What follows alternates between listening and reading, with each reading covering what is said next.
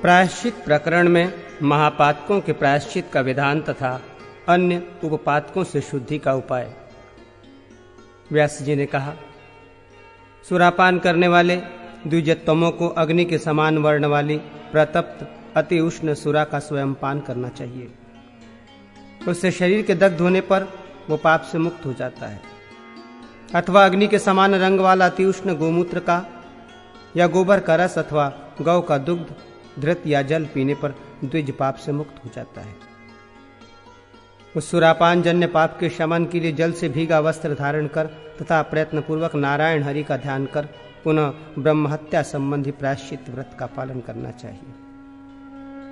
सुवर्ण की चोरी करने वाले ब्राह्मण को चाहिए कि वो राजा के पास जाकर अपने पाप कर्म को बताते हुए कहे, आप मुझे दंडित करें। राजा मूसल लेकर स्वयं उसे एक बार मारे। इस प्रकार वध हो जाने पर ब्राह्मण चोरी रूप महापाप से शुद्ध हो जाता है अथवा तपस्या करने से वो शुद्ध होता है।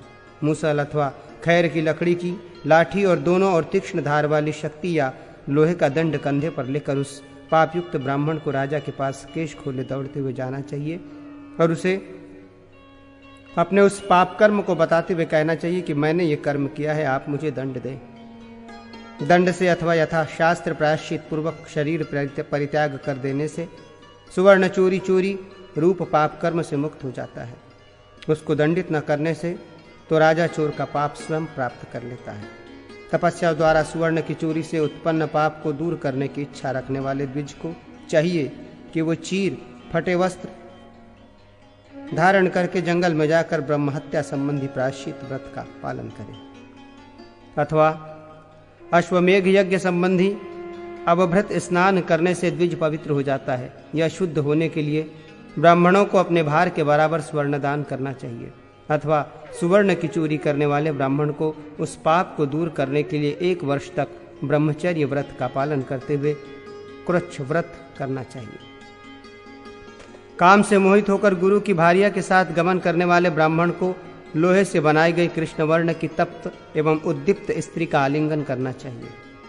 अथवा स्वयं लिंग एवं अंडकोश को काटकर और अपनी अंजलि में रखकर निष्कपट भाव से दक्षिण दिशा की ओर तब तक जाना चाहिए जब तक शरीरपात न हो जाए। गुरु के लिए मारे जाने से भी गुरु पत्नीगामी शुद्ध हो जाता है। अथवा ब्रह्महत्या संबंधी व्रत का पालन करना चाहिए या 1 वर्ष तक कांटों से युक्त शाखा का आलिंगन करते हुए गुरु पत्नी से गमन करने वाले को नियम पूर्वक नीचे भूमि पर सोना चाहिए। इससे वह गुरु पत्नीगामी पाप मुक्त हो जाता है। अथवा ब्राह्मण को चीर कंथा वस्त्र धारण कर समाहित होकर 1 वर्ष तक कृच्छ व्रत करना चाहिए। या अश्वमेघ यज्ञ के अवभृत स्नान करने से व्यक्ति शुद्ध हो जाता है। अथवा सर्वदा ब्रह्मचर्य पूर्वक व्रत धारण कर अष्टम काल अर्थात चौथे दिन सायंकाल में भोजन करना चाहिए। इससे पूर्व प्रयत्न पूर्वक एक ही स्थान पर एक ही आसन से रहकर केवल जल पीते हुए 3 दिन व्यतीत करना चाहिए। ऐसा करते हुए 3 वर्षों तक भूमि पर शयन करने से उस गुरु पत्नी गमन रूप पाप से छुटकारा मिलता है। अथवा 4 या 5 चांद्रायण व्रत करना चाहिए। अब पतितों पापियों के साथ संसर्ग करने वालों के निस्तार का उपाय प्रायश्चित बतलाता हूँ। जिस पतित के साथ जो द्विज 1 वर्ष तक संसर्ग करता है उसे उस पतित द्वारा किए गए पाप को दूर करने के लिए विहित व्रत का 1 वर्ष तक पालन करना चाहिए। अथवा वर्ष भर तक आलस्य रहित होकर तप्त कृच्छ व्रत का पालन करना चाहिए। 6 महीनों तक संसर्ग होने पर उपर्युक्त व्रत का आधा प्रायश्चित करें। इन व्रतों के द्वारा महापात की अपने पाप को दूर करते हैं। अथवा पृथ्वी के पुण्य तीर्थों की यात्रा करने से भी निष्कृति निस्तार हो जाती है। ब्रह्महत्या, सुरापान, चोरी तथा गुरु पत्नी के साथ गमन करने वाले अथवा स्वेच्छा पूर्वक उनके साथ संसर्ग करने वाले ब्राह्मण को भी पुण्य तीर्थ में समाहित होकर अनशन व्रत करना चाहिए। अथवा कपर्दी भगवान शंकर का ध्यान करते हुए जलती हुई अग्नि में प्रवेश करना चाहिए। धर्मवादी मुनियों ने इसके अतिरिक्त दूसरा प्रायश्चित नहीं बतलाया है, इसलिए पुण्य तीर्थों में अपना शरीर जला देना चाहिए। जानबूझकर अपनी पुत्री, बहन या पुत्रवधू के साथ गमन करने वाले को जलती हुई प्रदीप्त अग्नि में प्रवेश करना चाहिए। ऐसी मर्यादा है।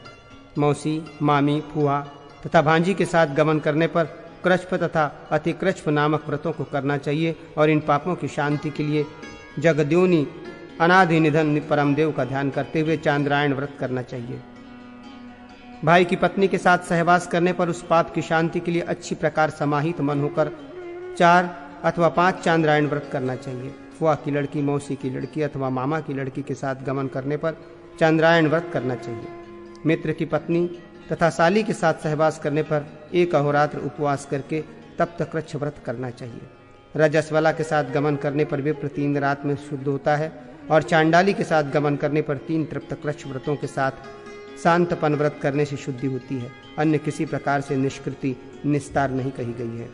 माता के गोत्र की अथवा समान प्रवर वाले कुल की स्त्री से समागमन करने पर इंद्रिय जयी होकर एकाग्रता पूर्वक चांद्रायण व्रत करने से शुद्धि होती है। समागम के अयोग्य ब्राह्मणी के साथ समागम करने पर ब्राह्मण को 1 कृच्छ व्रत करना चाहिए और कन्या को दूषित करने पर चांद्रायण व्रत करना चाहिए। अमानुषी स्त्री, रजस्वला, अयोनि तथा जल में वीर्यपात करने पर पुरुष को कृच्छ शांतपन व्रत करना चाहिए। व्यभिचारिणी स्त्री के साथ गमन करने पर ब्राह्मण 3 रात में शुद्ध होता है। गौ के साथ मैथुन करने पर चांद्रायण व्रत का पालन करना चाहिए। बकरी या भेड़ी के साथ मैथुन करने वाले द्विज को प्राजापत्य व्रत करना चाहिए। पतित स्त्री के साथ सहवास करने पर 3 कृच्छ व्रतों से शुद्धि होती है।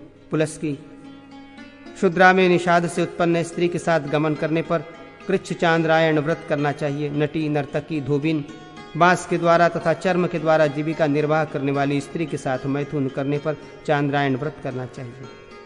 कजातिच यदि काम से मोहित होकर ब्रह्मचारी स्त्री के साथ गमन करता है तो उसे गधे का चर्म धारण कर 7 घरों से भिक्षा मांगनी चाहिए। अपने पाप को प्रकट करते हुए 3 कालों में स्नान करना चाहिए।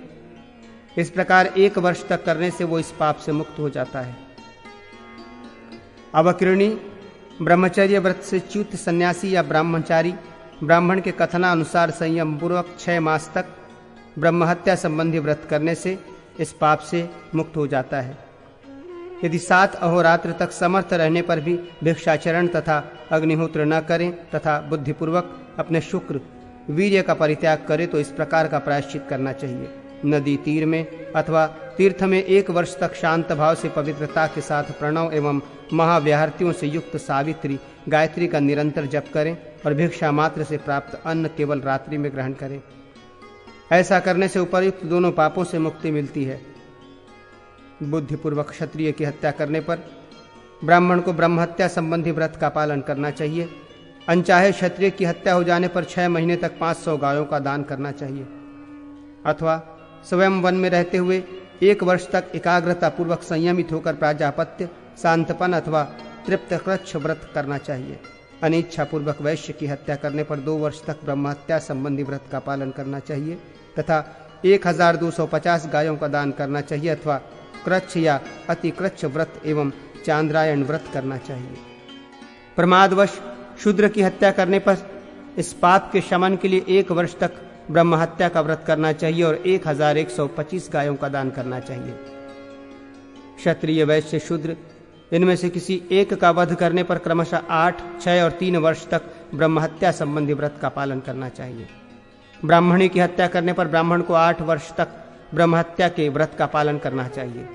क्षत्राणी की हत्या करने पर 6 वर्ष तक और वैश्या की हत्या करने पर 3 वर्ष तक तथा शूद्रा की हत्या होने पर 1 वर्ष तक ब्रह्महत्या संबंधी व्रत का पालन करने से द्विजोत्तम शुद्ध हो जाता है।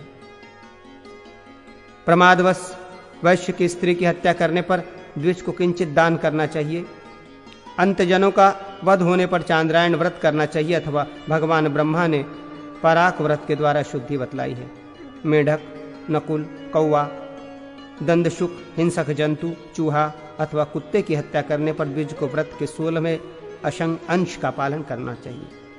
कुत्ते की हत्या करने पर सावधान होकर 3 रात्रि पर्यंत दूध मात्र पीकर रहना चाहिए। बिल्ली अथवा नेवले का वध हो जाने पर 1 योजन 4 कोस तक मार्ग में अनशन पूर्वक चलना चाहिए। द्विज को अश्व का वध करने पर 12 रात्रि पर्यंत कृष्ण व्रत करना चाहिए। द्विजोत्तमों को चाहिए कि वो सर्प को मारने पर काले लोहे की अग्नि, त्रिक्ष अग्रभाग वाले लोहदंड की प्रतिमा दान करे। सांड की हत्या करने पर 1 भार धान की भूसी तथा 1 मासा सीसा दान कर देना चाहिए। वराह की हत्या करने पर धृत से भरा घड़ा और तितिर की हत्या करने पर 1 द्रोण तिल देना चाहिए। शुक की हत्या करने पर 2 वर्ष तक गाय का बछड़ा, क्रौंच मारने पर 3 वर्ष के गाय के बछड़े को दान करना चाहिए। हंस, बलाका, वक्त, पंक्ति, बंग, बगुला, मोर, वानर, बाज, गिद्ध का वध करने पर ब्राह्मण के लिए गौ का दान करना चाहिए। मांस भक्षण करने वाले अरण्य के पशुओं, व्याघ्र आदि की हत्या करने पर पयस्विनी गौ का दान करना चाहिए।